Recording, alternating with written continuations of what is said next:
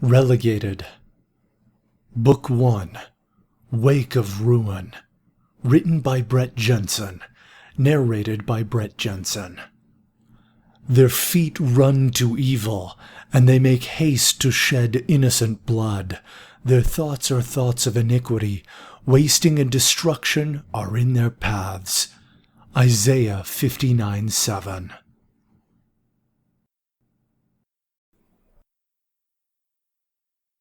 Introduction. Large flakes of ice crunched under the feet of Stephen and Julie as they hurried through the snow. Stephen wished they could be quieter, but more important than masking the sound of their footsteps was putting distance between them and the awful shrine in the east. Their breath came out into the cold air like puffy clouds, gentle and soft. It was quite a contrast to the consequences they would face if they were caught. The night sky was mostly clear, with only a few clouds. The stars seemed to shine brightly, and the two chunks of the moon reflected enough light to make the snow-covered earth look as if it were glowing. Only this was not the same hot glow of soft iron that Stephen hammered into parts every day. This was a much cooler glow. Had it not been for the sting of cold biting at his fingertips, ears, and nose, he might have even found it soothing. There was a loud shrieking noise from the factory. Julie gasped with fright. Her 5-year-old body was weak and malnourished, and the sprint for the cover of tall trees was extra difficult since the snow came up to her small knobby ankles. The leather wraps around her feet were not intended to protect against cold or wet, and Stephen wondered for a moment if it had been foolish to take his sister when death was so likely. He did not know how he was going to survive himself, let alone support his sister. A 13-year-old boy and a 5-year-old girl who lacked food, resources, and the skills to survive were not likely to last long on the edges of the cold zone. "Stay close," said Stephen. Julie continued rushing through the snow with more focus, but the fear that had made her eyes wide lingered. The tall pine trees to which they were rushing were coated with a thin layer of snow. Although they were perfectly still as the night air, they seemed to beckon the children, almost as if they promised to conceal them from their pursuers. The two gained speed as they neared the woods. "Follow their tracks," shouted a gruff voice in the distance from where they had fled. The words stung Stephen especially. He had yearned to protect his sister from the time she was a baby, and now it seemed his haste to drag her along might prove to be the cause of her death. He wrapped his cold fingers around those of his frightened sibling and pulled her faster toward the trees. He knew that they were close. He thought if they could run around the trees, they might be able to make their tracks too confusing to follow. Then they could try climbing a tree and waiting for their pursuers to give up. Stephen yanked his sister along behind him as he circled the first tree and rushed toward the next. As they circled, he was able to vaguely make out large dark figures moving toward them in the snow. They circled around another tree. "Run around each of those trees, Julie," whispered Stephen through his heavy breathing. She was confused, but she did as her brother asked. She loved her big brother and always looked up to him. She remembered how many times he had brought her extra scraps of food that he had found, even though he had to work so hard making machine parts for their augment masters. She did not really understand what freedom was, since she had been a slave from the moment she was born. She did not remember her mother, from whose arms she had been ripped away as soon as she could walk, but Stephen remembered her. He had told her about how happy their mother had been when she learned she would have a baby. He had told her how frightened they were when their mother had been taken by the augments to deliver her. He had also told her how their mother had made him promise to look after her when they had shipped her to another part of the augments' laboratories in the old shrine. Stephen had kept his promise. He had always looked after her. When he told her that it was time to go, she had not even questioned him, even though she knew that they were not allowed to be out this far. It had been so spontaneous, but here she was doing her best to run around trees, planting her small footprints in the white snow to disguise their hiding place. She looked back to the ruins of the stone shrine in which the augment slavers had imprisoned them. The dark figures approaching them had become more distinct. There were 3 of them. The largest of them had an augmented arm, which instead of having a hand, had a double-sided axe. He breathed loudly, almost as though he were growling as he pursued the escaped slaves. The long orange ponytail bounced as he moved through the snow. Though his chest was bare, he did not seem to be slowed by the cold. Julie turned away. She had seen this augment before. He was an enforcer in the shrine. Once she had seen him punish a slave boy for being too slow, even though he was sick. He had cut off the boy's arm with his axe. Every time she had gotten sick since then, she made sure to run extra quick, even if it hurt. "This is the tree," whispered Stephen. "Walk backwards to get here." Julie had no idea why walking backwards would help, but she did it anyway. When she was close enough, Stephen picked her up and held her next to a branch. Since they were close to the trunk, there were not as many needles, although the cold, rough bark scratched their skin as they climbed. "Can you climb up?" he whispered. Julie climbed into the branch. "I'll try," whispered Julie as she pulled her legs over the wide branch. Stephen quickly jumped up and pulled himself up higher.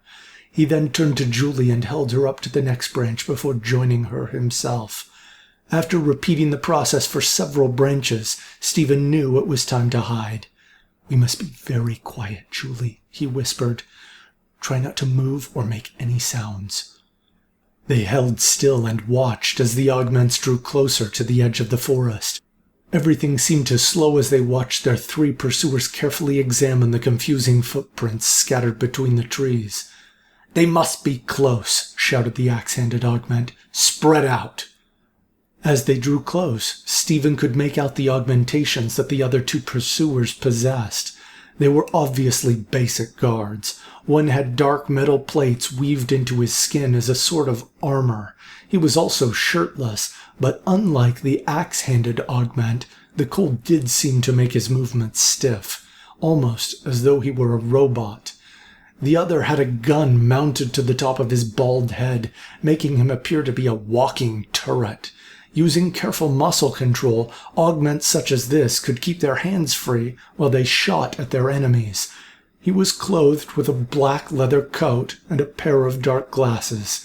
In this case, both he and his armored friend held long machetes. They looked in between the trees everywhere as they watched for any sign of where Stephen and Julie might have fled. Stephen breathed very slowly and deliberately, knowing it was only a matter of time before they looked up. He hoped that they were both still enough and high enough to evade their notice. He looked into the eyes of his little sister. Though her small fingers and toes must have been in pain from the icy air, she remained very still. Stephen tried to give her a look of reassurance, but he could not mask his fear. Time seemed to move slowly. It seemed to be taking forever for the augments to carry out their search. They carefully circled every tree and examined every footprint. The snow crunched under their feet as they looked. Finally, they came together again under the branches where Stephen and Julie were hiding. "Where are they?" asked the armored augment. The axe-handed augment looked around. Stephen made his breathing even shallower, since his breath could no longer be masked by the loud footsteps of their enemies. It apparently was not enough. The axe-handed augment looked straight up, and his eyes locked onto those of Stephen. He smiled with a sickening grin, revealing a set of sharp metal teeth. "Not fit enough to survive," shouted the axe-handed augment. He began swinging his hand into the trunk of the tree. The other augments looked up and grinned. Julie screamed in terror. The gunhead augment fired off a few shots in their direction. "Hey!" shouted the axe-handed augment. "They're mine." "Sorry," replied the gun-headed augment. "I just hate the screaming." "You're weak," said the axe-handed augment. This obviously insulted the gun-headed augment, but he said nothing in response. The tree shook with each swing of the axe. It was a sickening feeling knowing there was no escape. Stephen looked to see if there were any other trees close enough to attempt a leap, but there were not. He wondered if he could do something to spare his sister and take the blame for her. "Just take me," he shouted. "Leave her alone." "Protecting the weak," said the axe-handed augment. "Pitiful." Stephen's stomach seemed to knot up as the trunk of the tree continued losing chunks. Augments did not tolerate weakness. Their philosophy had existed even before the Destroyer had come and ruined the world. But in the bleak reality that remained, their beliefs had thrived. Survival of the fittest. Stephen knew that the only way they would be allowed to escape was by defeating these augments. He also knew that the master of their factory, Epsilon 41, would immediately kill their pursuers if they were unsuccessful. If they were not motivated enough, the constant threat of death to the weak gave these augments an unnatural hunger for the capture of the escaped slaves. Stephen hugged his sister, who still did not completely understand what was happening. Tears ran down Stephen's cheeks. He held her tightly and suppressed his sobs. "I'm sorry. So sorry," he whispered. Seeing her brother break down made her feel awful. She wondered if she had done something wrong. Stephen had never cried before, at least not that Julie had seen. He had been the confident one. The wood in the trunk began to crack and groan as the axe continued to chip away at it. Everyone seemed to anticipate that it would all be over soon. Stephen pulled his sister up and looked into her eyes. "I want you to run away as fast as you can," he whispered with sudden intensity. "I'm going to try and fight the augments. You need to get out of here." After another loud crack of wood, she finally nodded, acknowledging that she would try and do as her brother said. Stephen clutched his sister tightly as the tree began to lean toward its inevitable plummet toward the snow-covered earth below. He hoped that he might be able to protect her from harm one more time to increase her odds of escape. The cruel laugh of the augments echoed through the woods, but was quickly overshadowed by the groan and crash of the massive tree falling. As the tree struck the ground, a mixture of earth, snow, needles, and branches seemed to spray from the impact. Stephen felt a sharp pain in his leg, and knew at once that it was broken. He lifted up his sister to see if she was okay. "Run," he urged. She turned to the woods and began climbing out from the branches in which they were trapped, but as she leapt out to the snow, the gun-headed augment grabbed her and laughed with his nasally voice. Tears poured out of Stephen's eyes as despair came to his heart. He had failed. For a moment he closed his eyes and remembered something his mother had told him about the shrine in which they worked as slaves that calmed him. She had said something about old ways and a grand council, something about keys. He looked up to the side of the broken pieces of the moon and whispered a single word: "Help." As soon as it left his lips, he wondered to whom he was even speaking. Who would help him? If there was once power in old ways and guardians or keys, it must have been lost.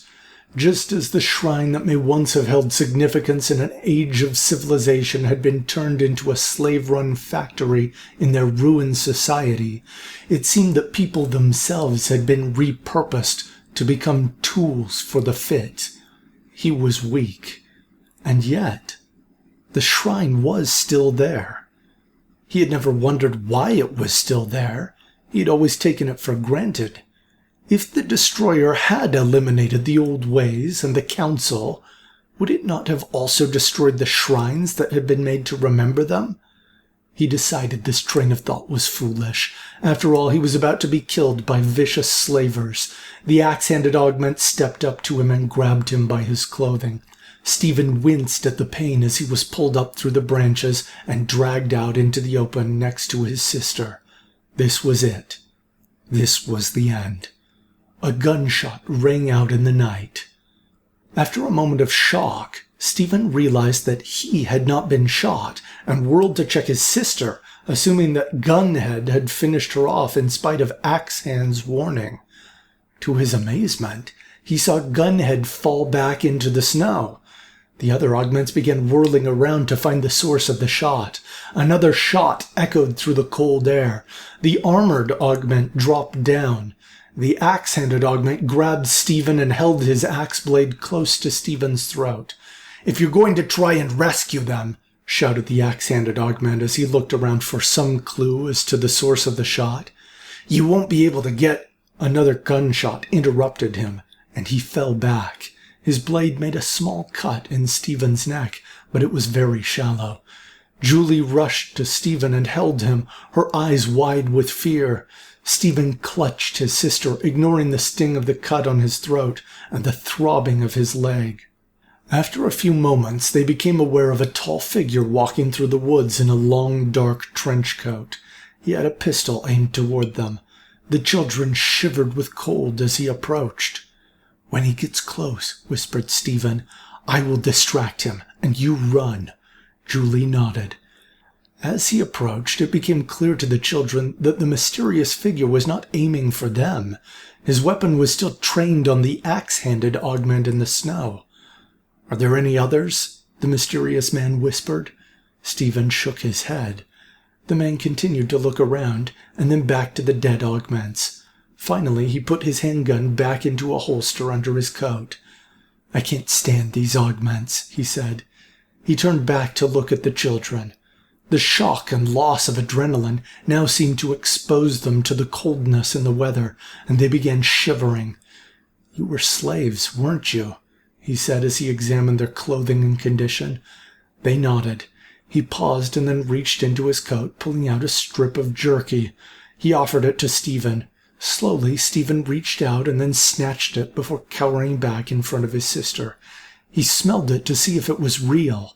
Once convinced, he gave it to Julie and turned back to their mysterious benefactor, eyeing him cautiously. "I understand your hesitation," he said. "I haven't even introduced myself. My name is Victor Lee." "What do you want?" said Stephen through now chattering teeth. "I want to find out about that shrine," said Victor, pointing to the place from which they had escaped.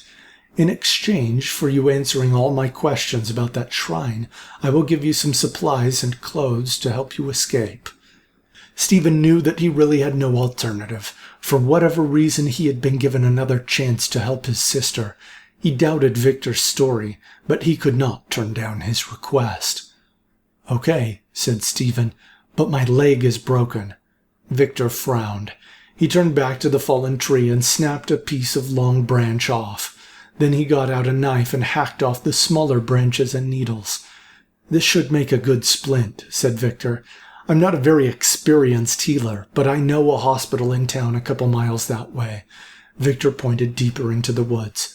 "You'll have to lean on me. Is the girl okay walking?" "If it will help Stephen, I can walk," said Julie. Victor took off his coat and handed it to Julie. Stephen nodded to her, and she put her small arms in the large sleeves. "Try not to step on it while we walk," said Victor. After a lot of effort, the three began the journey toward the town. In spite of his bad leg, Stephen found an effective rhythm, and they were able to walk at a decent rate. Finally, the lights of the town began to flicker through the pine needles as they made their way toward a cracked cement structure in the middle. As they came to the large wood door, they paused. Victor pulled it open. "We're not open," shouted a frightened female voice. "It's me," said Victor.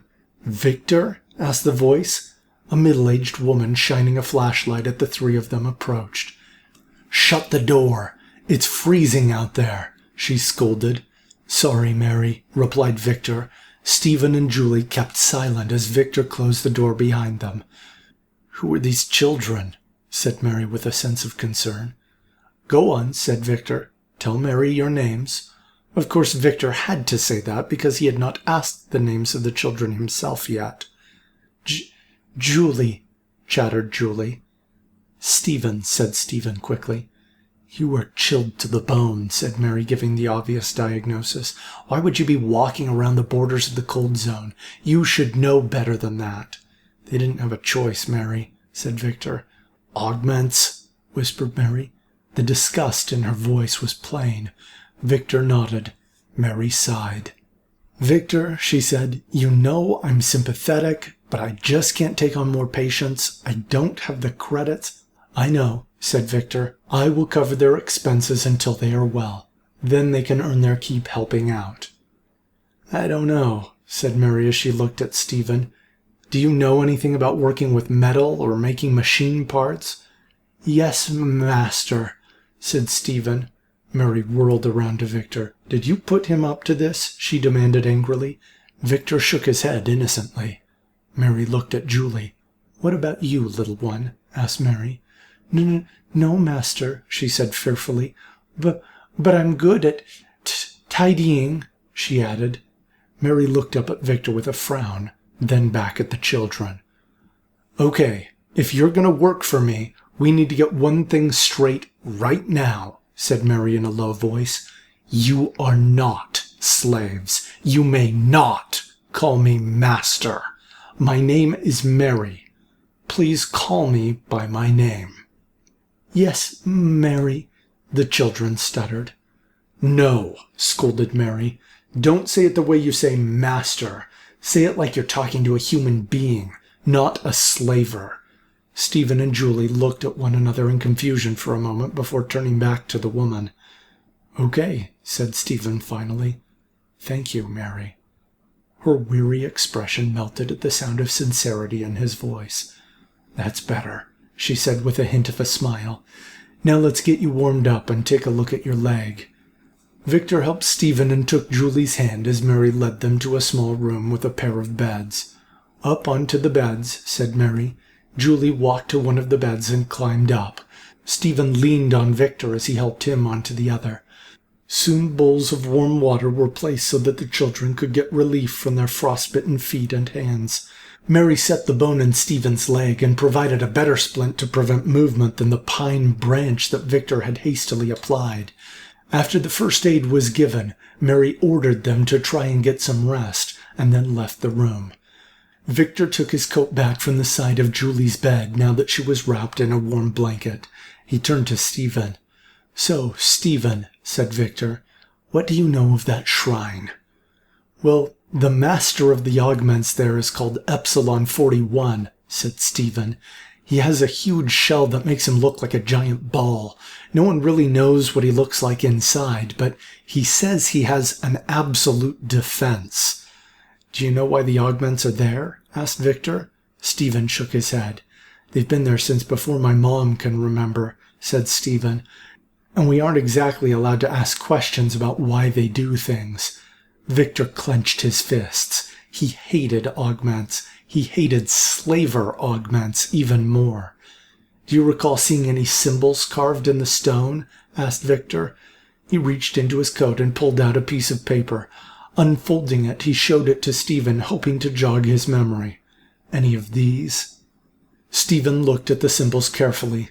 Finally, he found one he recognized and pointed to it. "This one is in a lot of places," he said. "I don't know the others." "It's been so close this whole time," muttered Victor. "What?" asked Stephen. "Nothing," replied Victor. "I may have more questions later, but Mary is right. You should rest."